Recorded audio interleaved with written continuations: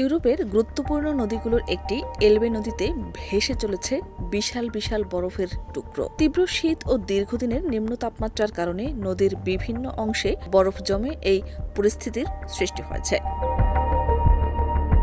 জার্মানির উত্তর ও পূর্বাঞ্চল জুড়ে শীতের প্রভাব বাড়ার সঙ্গে সঙ্গে এলবে নদীর পানি প্রবাহেও স্পষ্ট পরিবর্তন দেখা যাচ্ছে। স্থানীয় প্রশাসন জানিয়েছে, নদীর উপর দিয়ে ভেসে আসা বড় আকারের বরফের খণ্ড নৌযান চলাচলের জন্য ঝুঁকি তৈরি করছে।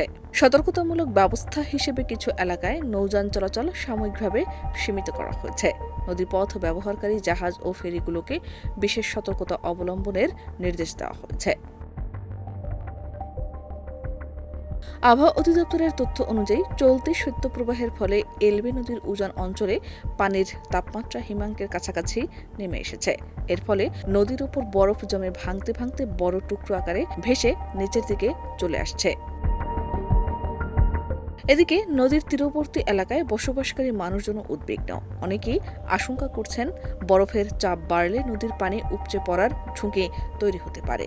যদিও কর্তৃপক্ষ বলছে, পরিস্থিতি নিবিড়ভাবে পর্যবেক্ষণ করা হচ্ছে এবং আপাতত বড় ধরনের বন্যার আশঙ্কা নেই।